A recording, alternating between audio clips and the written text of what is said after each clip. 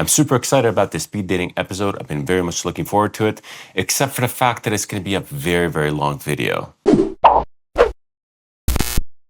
Hello, welcome back to Santalum Slivers, and I'm Daniel. Today we're talking fragrances, and this is fragrance speed dating with the brand of Kerosene. In this video format, I plow through my mountain of samples and discovery sets to really learn more about the language of perfumery, to learn about new houses, new brands, new genres, and even heck, new fragrances. This is super cool, it's super fun. You guys seem to appreciate it. I definitely have a lot of fun filming these. So let's get right into it because today is going to be a very, very long video. As I just mentioned, today I'll be delving into the brand of Kerosene. Kerosene is one of those fragrance houses that really speaks to me. It has a lot of character, has a lot of personality. The fragrances are very, very fun. They're very potent, bombastic, and diffusive. I bet that this episode is going to be a blast to film. The fragrances are also incredibly creative and evocative. Summer of '84 from the House of Kerosene, a fragrance that I own, is actually one of my favorite fragrances. Hell, it's even one of my top 10 favorite fragrances of all time. It's so beautiful. It's so evocative. It really transports me to my childhood. It fills me with wonder. I'm not really sure if that one there is in today's sample set. I really haven't checked. I guess we'll have to find out what's in the set together. In any case, for that fragrance and for any other fragrance that I know from the brand, I'll be treating them in third person. I'll be approaching the fragrance like it's the first time. I'll be speaking about the very first impressions, giving my honest first opinions. And for those who don't know, Kerosene is an American niche fragrance brand based out of Detroit, perfumed and owned by John Pegg. Interestingly enough, John Pegg started his fragrance journey as a YouTuber. He had a YouTube channel called, in fact, Kerosene, and he used to review fragrances. It's interesting because you can really tell by smelling his fragrances that he has a lot of passion for the brand, a lot of creativity. I think that he poured all of his ideas into the brand. Also, interestingly enough, the brand of Kerosene really showcases fragrances with a lot of John's personality. Before turning to fragrances, John used to work in the very iconic Detroit automotive industry, and a lot of the fragrances really showcase a lot of the characteristics from this field. His fragrances sport notes like metal, rubber, plastic. They're very, very industrial. Even the design of the bottles is super industrial, really, really cool. They even sport automotive grade paint. This one here is one of the bottles from the brand. I just wanted to showcase it just to illustrate the point. The bottles, in my opinion, are absolutely amazing. I really like them. They sport this incredibly utilitarian design with squared off edges and a front-facing plaque, which is hand-stamped to showcase the name of the fragrance. The glass itself is coated in automotive grade paint. The cap is plastic, but very solid. It feels very, very industrial. The atomizer is also great. Again, the presentation is so John Pegg. It's so automotive, full of character, full of personality. I'm expecting these fragrances to follow suit throughout. The fragrances that I've tried are absolutely amazing. But before we start, let me just very, very quickly remind you how this format works. I'll be spraying these fragrances off strip on paper, and that is a strong departure from my usual doing. I have to spray on paper because of logistics. I just don't have space on skin. I also want to replicate the idea of walking into a shop and sampling the fragrances for the first time. Spraying on strip allows you to have a neutral media and to have a very unbiased first opinion. Also, given the fact that this is a speed dating format, I want to keep my impressions very, very quick and dirty. Again, speed dating style. I'll be talking about the very first opening, giving my very first impressions, and I'll be assigning a score at 0 to 10 to each fragrance. This score is mainly a tool to help me understand which is the fragrance that I like the most. At the end of the episode, I'll be selecting that fragrance and I'll be putting it on skin to see if there's any change. Speaking of, let's dive right into the set. I have no idea what's in here. This set was given to me by a subscriber from Switzerland. Thank you so much, Luca. I really, really appreciate the opportunity. Let's open up the set and see what we're going to be dealing with today. Copper Skies, which I actually have, will be our first one. Then we have Promises, Promises. I've never smelled that. Then we have Rude Elements. Never smelled that. Blackmail, completely new to me. Follow, oh boy. This one here I actually have a full review up for. Then we have Winter of '99. Very interesting. It might be a companion to Summer of '84. Then we have Unknown Pleasures, which is completely new to me. Then we have Summer of '84, which I suspected was on the set just because it's so amazing. I really, really like this. And again, for the fragrances that I'm familiar with, I'll be approaching them in third person. We also have Broken Theories, which I know nothing about. Then we have Santalum Slivers, which I never even heard about. We have Walk the Sea, which I'm very, very happy about. I was really hoping this would be in there. And last but not least, we have Sweetly Known. Never heard of this. All right, it's a lot of fragrances. Let's get right to it because this will be an extremely long video. Reversing back, going in the order which I presented them. The first one here is Copper Skies. Again, I own this fragrance. I'll be approaching it in third person. Let's give it one spray. I want to also address a comment that I get recurrently, and that is asking why I tend to spray on the thin part of the strip. That is because it covers less area, so there's less fragrance on it. And less fragrance next to my nose means a nose which is less prone to be fatigued. I still smell the fragrance, I can already smell this in the air, but after 13 fragrances, I need to be as clear as possible. Speed dating style needs a lot of lucidity.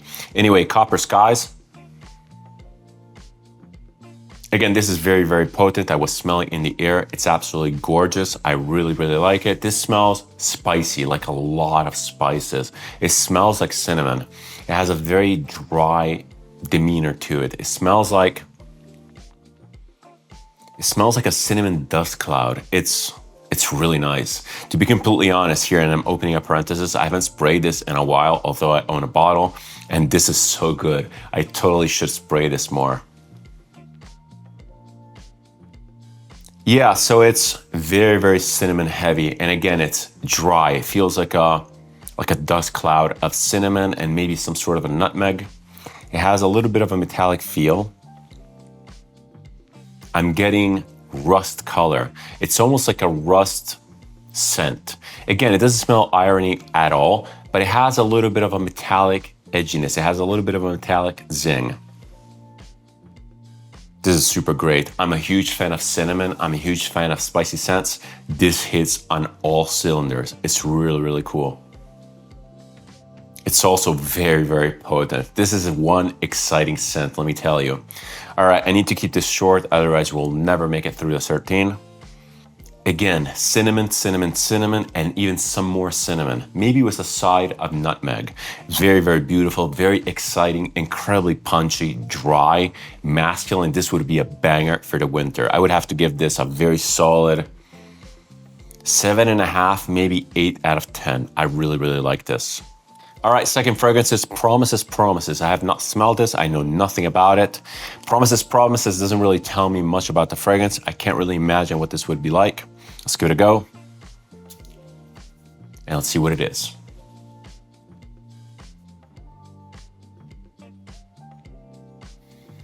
Gourmand. Very, very sweet. Really nice. I'm usually not a huge fan of gourmands. They tend to be a little bit too cloying, just too overpowering. Kerosene does gourmands extremely well. Even something like Follow, which is a pure coffee fragrance, is borderline gourmand. We'll get to that in a sec. This one here is really nice. It's fairly addictive. It's very, very intriguing. This one here is more akin to something like caramel. Actually, it's not even caramel. This smells like a dulce de leche. And if you don't know what dulce de leche is, it's basically an Argentinian sweet. It's condensed milk that has been boiled. It's basically caramelized condensed milk. And it becomes this very creamy substance. It's very, very good. I really like dulce de leche. It's one of those guilty pleasures of mine. And my grandfather used to go to Argentina a lot because of his partner and used to bring back a load of dulce de leche, which we would use for stuff like tres leches cake, which is absolutely incredible. Again, this is very photorealistic. It smells caramelized, it smells like burnt sugar, but it also has this creamy lactonic vibe. It's very, very beautiful. It's incredibly well done. It's very tasteful. It's not too sweet. It's not overbearing, but it's not something that I would necessarily see myself wearing at the office or outside. It's just a little bit too gourmand. It's a little bit too edible. That being said, though, it is incredibly addicting. I really like this smell. It's not too complex. It's fairly straightforward and simple. I would have to give this like a 7 out of 10. Again, it's very, very beautiful, incredibly well done. It's just maybe a little bit too simple, too straightforward, and too gourmand. It's really not my thing, but it is incredibly good. Yeah, 7 out of 10. Fragrance number 3 is Rude Elements. Once again, I have no idea what this is about. This one here is an eau de parfum, by the way, and also the other two that I sprayed were eau de parfum. Let's give this a one spray to see what this is all about. This is quite different. It's very bright. It's very, very green. It has a definite metallic feeling to it. It smells familiar. I've smelled something like this before. I'm not really sure what it is. I'm not really sure what's in here. Let me try to zone in a little more. This has a more, dare I say, typical masculine connotation. It comes across as more aromatic. There's something green in here, something spicy green, like thyme, something a little bit more oily green, like sage or something like that. Again, that metallic note that I was referring to before is very prominent. This has a lot of tinniness. It has a lot of ring. And when I often smell stuff like this, the image that comes to mind is this bell ringing with a lot of reverb. This one here definitely has that feeling. It's not super potent. The other ones are much more potent, but again, gourmands have this rumbling bass which really invades space, which really projects a lot. This one here is a lot drier. It's nice. I'm not really sure which idea the fragrance is trying to convey, but it does smell fairly nice. It does smell fairly masculine. This is by far the more wearable one. It's the one that would come across as a normal fragrance. It has this windiness to it. Maybe I'm reading through the name of the fragrance, but it smells kind of like the outdoors. It smells like being on a peak with a little bit of wind, with that granite rock kind of like reverbing off the wind, with some of the plants out there. It's not bad at all. This one here, as I said, comes across as a little bit more predictable, maybe a little bit more bland, but I can totally see how in the long run, this one here would be one of the favorites. In the shop though, when you smell a lot of fragrances, this one here would not stand out. I would have to give this like a 6.5 out of 10. Fragrance number 4 is Blackmail. Very, very interesting name. I wonder if it's an actual black male or a black male. I'm very, very curious. It's very difficult to depict a black male in fragrance form. I'm wondering what this is all about. This is reminding me of something. I'm not really sure what it is, but it might be something like Nasomato's Black Afghano. It has the same sort of oily, sweet tarriness to it. It smells a little bit burnt. It's definitely inspired by Black Afghano, and if it's not inspired, this is a strong coincidence. It's much lighter than Black Afghano, maybe because I sprayed it on strip. It's not much, but it's a lot more airy. It feels that it has a lot more push. Black Afghano feels very, very oily. It sits close to the skin, and when you smell it, even off a strip, you can really tell that it's a dense fragrance. This is way less dense. It has a similar scent profile to, again, Black Afghano has this sweet, tarry, oily facet to it. It has a little bit of a burnt aspect to it, but it's not obvious. It's not super in your face. It's not really bitter. It has this sweet roundness to it. It's very, very smooth. Not my favorite. I'm not really getting the blackmail. I'm not really sure how to depict blackmail unless, again, it's a male which is black, which kind of makes sense. Maybe it's like a chainmail that has been burnt, maybe from some sort of a castle siege where they actually pour oil on you, so it has this like burnt oiliness. Again, I'm far-fetching way too hard. This is probably not that. It's nice. I would probably wear this. I feel that this is fairly wearable. It kind of falls into the perfumey side of things. I feel that this could come across as fairly utilitarian. You could probably easily push it into the background on your day-to-day activities, but it also carries a little bit of edge, a little bit of personality, just to make it a little bit fun. It's okay. I would give this like a 6.5, 7 out of 10. I'm not blown away by any stretch of the imagination though. Fragrance number 6, this one here is Follow. So again, open parenthesis. I know exactly what this is about. I have a full review out on my channel, but let's put on our third person hat and let's dive into Follow. Follow is a strong one. Yup, this is exactly Follow. So I'm getting immediately a lot of coffee. This is very, very strongly coffee, very obviously coffee. This is so obviously coffee that it's the smell of coffee. It's not even a fragrance. And in a similar way to Promises, the one that smelled like Dulce de Leche, this is incredibly straightforward, very photorealistic. Coffee in here is not sweet whatsoever. This is not a coffee cake. It's not coffee ice cream. This is straight up black coffee. It comes across as bitter. It has a nice roasted feel to it. Very realistic. This is imposing. This is strong.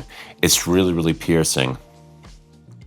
Look, if you like coffee, if you're a fan of coffee, if you're into a fragrance that smells exactly like coffee, this thing here will hit home like no other.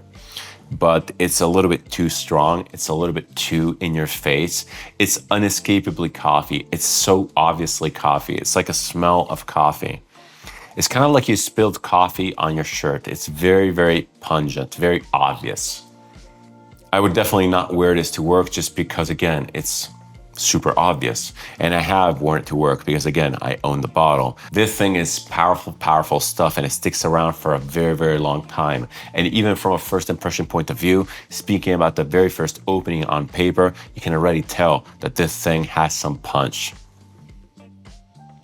It's very, very well done. It's undeniably well done. Not my favorite. I would have to give this like a 7 out of 10. Fragrance number 7, this one here is Winter of 99. I'm super excited about this because, again, I love Summer of 84 so much.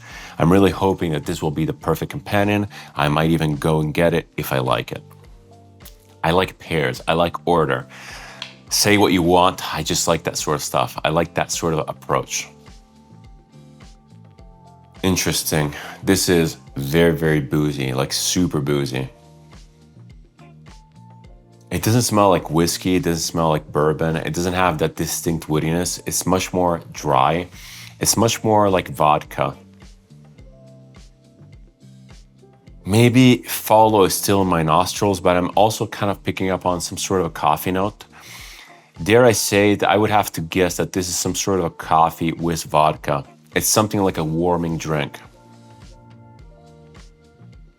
And if it's not coffee, it's something along those lines. I'm not necessarily sure what it is, but it has this culinary gourmand vibe about it. It smells like a drink that you would drink in the winter to warm yourself up. It smells like something that some sort of an outdoor worker would have. It smells warm. It smells like a warm drink. Again, it's very, very strange. I don't know why it smells like a warm drink. That's what I'm getting. And again, there's a lot of booze in here. I'm also getting a little bit of a woody facet, but the woodiness is really not connected to the booze. Again, it doesn't really smell like bourbon or whiskey. The woodiness is more in the background. It almost smells like a wood environment, like a cabin of sorts or some sort of wood interior. I was not expecting this whatsoever. I was kind of expecting something more icy, something more cold, something more Winter of 99. Again, it makes sense because this is something that would definitely be happening during the winter. Again, a very cozy, warm, woody environment and this distinctly boozy drink that comes across as steamingly warm. Just for the image alone, I really like this. And again, John Pegg is very, very good at being evocative. His scents are incredibly creative. This is cool. I really like it. It's not something that I would necessarily wear. Again, it's a little bit too gourmand. It's a little bit too specifically photorealistic of that thing, but it is interesting. I'm not really sure what it is, but it almost smells like varnish. This varnish feeling here is probably a combination of the ethanol and the booziness and this woody factor. Maybe I'm imagining stuff, but it all comes together in this image that is very, very clear in my mind. I like this. I think that this is like a 7.5 out of 10. It's very, very creative. I like this a lot. It's very, very cool. Fragrance number 8 is Unknown Pleasures. I have no idea what this is about, but if I were to guess just based on the fragrance name alone, I would probably guess another gourmand. Kerosene is very, very good at doing gourmands, almost too good. They're almost too photorealistic. They're almost not a fragrance anymore. This smells in the air. I haven't even smelled it, but it's kind of smelling like coconut. Let's see if that is what I get. Very, very strong. Wow, this thing really packs a punch. Yeah, this is definitely coconut and some sort of a citrus note, which might be lime. It's screaming lime. It's very, very lime. It's almost photorealistically lime. The lime note in here it's incredibly well done. It's very green. This is kind of reminding me of the process of making a key lime pie. Like grating the skin off a lime to really get that zest going. I Can't believe how realistic the lime is in here. It's beautiful. It also has a little bit of a creaminess. And I think that the coconut was serving that. The coconut note is actually kind of gone. I don't even smell coconut anymore. This is pretty much just lime. This is really, really nice. Wow, I'm so impressed by the lime note in here. It's incredibly realistic. I really can't stress this enough. I like citruses and I like limes, and this one here is probably the most photorealistic lime I've ever smelled. It has a little bit of sweetness, which is not necessarily pure lime. It's like lime the way you imagine lime to be, if you get my idea. This is the picture of a lime. It's the lime you imagine. It's the way you imagine a lime to be tasting, except for the fact that when you actually put your mouth on a lime, it's very, very tart. I'm not really sure what this is about. Again, it smells like a key lime pie. It has a slight creaminess. It has a lot of lime. I'm not really sure what this is about. I'm not really sure what this is trying to convey, but it smells like a key lime pie. It has a lot of that tartness, but also a little bit of creaminess. This is super nice. It's super nice, and at the same time, while being incredibly photorealistically lime, I would totally pull this off. I would totally wear this. Because again, it's very, very fresh, very zingy, very invigorating. Wow. This is incredibly good. It's starting to smell more and more like a key lime pie. Maybe I'm sold on that idea that I got in the beginning, but I'm starting to pick up on almost like a crust thing. It has a little bit of a caramelized bitter sugar. This is like my favorite so far, easily. This is a really good fragrance. It's an easy 8 out of 10, maybe even an 8.5 out of 10. This is my favorite. It's really, really good. Wow, wow, wow. So, so well done. Yeah, it's gonna be really hard to top this Unknown Pleasures here. Next fragrance is Summer of '84. I really love this, and I have it. And again, it's one of my favorite fragrances ever. But again, that Unknown Pleasures is incredible. Summer of '84. Let's go in here blind. Tart citruses immediately. Very beautiful, very icy cold. This is definitely grapefruit off the bat. It's grapefruit and lemon or something like that. It's not super bitter.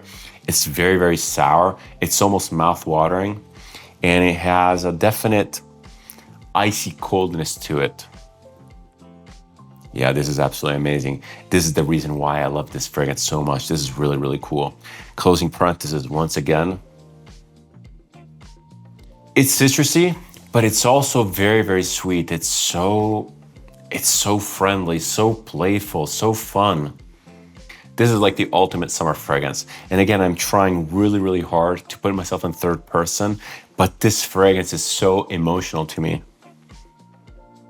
I love this so much. It's so fresh, so zingy, it's so beautiful. And again, it has this very specific thing where it really brings me back to my childhood. It really fills me with wonder. This is beautiful. It's so good. All right, third person hat once again. Let's keep it serious here. So yes, very bitter, very sour, very tart, very mouth-watering, beautiful grapefruit citrus. And it has a little bit of a sweet undertone. It might be, I can't identify it, but it comes across as musky and smooth. There's something in the back which is very, very mellow. It almost smells like a candy. It has this very specific icy aspect to it, which is incredibly detectable, especially when you first spray it on. And again, I know exactly what this fragrance is all about. This is a grapefruit popsicle. But it smells exactly like a grapefruit popsicle. Anyone could tell you. If you smell this, you're like, wow, beautiful, bright citruses. Again, this is incredible. It's a beautiful fragrance. Highly recommended. It's one of my favorite citruses ever. It's so invigorating. It's really, really beautiful. Easy 8.5 out of 10. I will not be considering this to spray on skin because again, I know it very well, but it's an easy 8.5 out of 10. Fragrance number 10, Broken Theories. I have no idea what this is about. I'm happy to go back into the unknown. Let's give this a spray, see what this is all about. Interesting. I think we're going back into spice. This one here is kind of reminding me of Copper Skies. Spice and what is this? Smells a little bit more woody, maybe more leathery. It's definitely more masculine. This is not strictly cinnamon like Copper Skies. This is giving me slightly, very, very slightly, the vibes of something like Ombre Nomade by Louis Vuitton, maybe something like Nouveau Monde by Louis Vuitton. It has grittiness, it has texture, it's very crackly. It's like crackly leather with a little bit of spice on top. It smells like a desert wind or something like that. It also kind of reminds me a little bit of Tower L'air du Désert Marocain. It has the same dryness to it. This is really nice. I really like this. It's less fun than Copper Skies. Objectively, Copper Skies was like that pure cinnamon blast. This one here is it's more rounded off. It's more of a fragrance. This is definitely more wearable than something like Copper Skies. Wearability wise, again, speaking wearability, probably this is like my favorite. It's easily the one that I would pull off. If I were to select one as a daily wear, this one would probably be the one. It also has that distinct ferrous industrial iron note, which is in a lot of fragrances by Kerosene. I guess he really likes that metallicness. I like it. It's objectively very good. It's not my favorite. It's lacking a little bit of character. I feel that it's edgy, but it doesn't go full edgy. It's not as fun as something like Unknown Pleasures, like Summer of '84, and like Follow. Those are so direct. They really hit you in the face. This is more wearable, objectively. Again, if I were to select a fragrance based on wearability, this one here would probably take the cake. I would have to give this a strong 7. I like this a lot. It's objectively very, very good. It has that nice spiciness, but it's not blowing me away. Fragrance number 11 is Santalum Slivers. I have no idea what this is about. By the name, I'm guessing it's some sort of a sandalwood. I have to confess that I am a little bit tired. These fragrances are incredibly potent. They're very, very diffusive, and they're taking a toll on my nose. All right, let's give it the one spray. This is not really what I was expecting. I was expecting a lot more sandalwood forward creaminess. This is not really that. It's fairly citrusy. It's very bright and zingy. This is nice. It's nice, but again, we're falling in the same sort of idea of the last one that I smelled, which was Broken Theories. This is more wearable. It's less fun. It's less in your face. And once again, picturing myself walking into a shop, smelling stuff for the first time, the ones that were very straightforwardly fun are much more memorable. They're much more intense. This thing here is nice. It's nice and wearable. I would totally pull this off. It's really, really nice. It has a citrusy creaminess. It's very rounded. It's very smooth while having a lot of push. It has a definite woody aspect in here, but it doesn't come across as distinctly sandalwood, at least not the sandalwood that I'm used to. The woodiness in here is very, very peculiar, and it's actually reminding me of something incredibly specific. This smells like one of those wooden popsicle sticks, and you consume the popsicle. In this case, it's probably some sort of a lemon popsicle, and you have this popsicle stick hanging out of your mouth. You're playing around with it, and it has a little bit of residue of the lemon, but it's also kind of picking up on your saliva. And that woodiness is kind of like combining with that lemon and with the saliva, giving it this very specific smell. It smells like cheap wood with a dose of muskiness with a little bit of citrusy top. It's nice. It's really interesting. I'm wondering if John Pegg really aimed at something like this, or if it's just kind of like sandalwood and citruses. I would be very disappointed if he decided to just put ingredients together just because they smell good. I would be very disappointed if this thing here does not have a specific meaning. Yeah, my mind is made. This is definitely wooden popsicle stick. I like it. It's interesting. It's fun. At the same time, it's also fairly wearable. I like it. It's a nice 7.5 out of 10. It's probably the one that I prefer out of the wearable ones. It's very, very interesting. I'm not necessarily sure if I would buy something like this because, again, it's a little bit lacking edge, lacking character. And again, I fully realized that down the road, maybe with a lot of experience, the more wearable ones are actually the ones that emerge, because the other ones could be very, very fatiguing. But upon first impressions, cool, but not the best. My favorite is still Unknown Pleasures.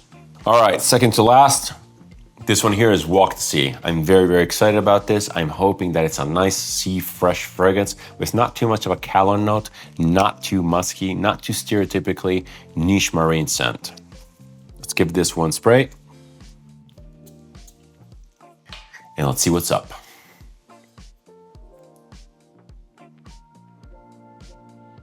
Yes, this is exactly what I was hoping it to be.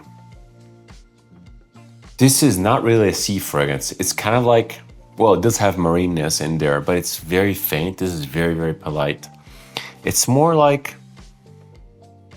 a floral scent. This is very smooth. It's very, very creamy. It's very soft and delicate. A nice change of pace, let me tell you. Some of these other ones here are insanely potent.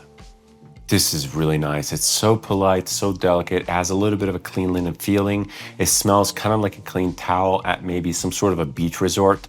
And the towel, despite it being clean, is picking up on a little bit of the salty air. This is super, super nice. I really dig this stuff, and I'm very, very happy that this is not your stereotypically marine niche fragrance. Those ones which are filled with fishy notes, with cologne, which are super abrasive. This is polite. It's delicate, it's subtle, it's super elegant. I love marine fragrances. I have a lot of marine fragrances, and I try to not be redundant because it's so easy to fall into redundancy with marine notes. Because cologne, because all those notes there are so specifically recognizable, and if you dose them similarly, they all fall into the same joint category. This is different, and I really appreciate it. It's very likable, it's very wearable, super polite. I would totally signature scent this because it is incredibly soft. This would be a killer summer scent, and it's totally unisex, almost leaning feminine. It's very soft. It's kind of reminding me very slightly of Amouage lineage. It has the same sort of peaceful demeanor. It's very, very beautiful. I would have to give this a very, very easy 7.5 out of 10, maybe even something more. I'm not necessarily sure if this is my favorite wearable one. That popsicle stick one, probably due to that very specific image, really connected with me. This is nice though. I would say objectively, this is the one that I would recommend for the majority of people to really get into the mood for this sort of house. Really, really cool. All right, we're down to the last fragrance. This one here is Sweetly Known. Once again, I have no idea what this is all about. I have to be completely honest, I'm very, very tired. I'm very fatigued. Smelling fragrances like this potent, one after the other is really not ideal. I probably should have broken up this set into two episodes. But hey, here we are. We're done. Let's just get it over and done with. Sweetly Known. Another gourmand fragrance. This one here is immediately leaning into that coffee caramel sort of thing. Yes, it's coffee. There's a lot of coffee in here. If it's not coffee, I'm dreaming stuff, I'm imagining stuff. But this comes across as kind of like a tamer version of Follow. And I guess that John Pegg really likes his coffee. This is, again, a coffee which is very straightforward. It's not super sweet. It might be a little bit sweeter than something like Follow, but it still has that roasted bitterness to it. It's lighter though. It's less dense. It's less heavy, less aggressive with the coffee note. It's less obviously coffee. It's less, I spilled coffee on my shirt. I'm not really sure when it's smelling. My nose might be totally cooked at this point. It's very much a possibility. But behind this wall of coffee, I'm kind of getting this woody licorice note. And licorice and coffee, as different as they are, they can smell remarkably similar. They both have in common this balance between bitter and sweet. It smells kind of like the inside of a sauna, like that wood that has been susceptible to mini heat cycles.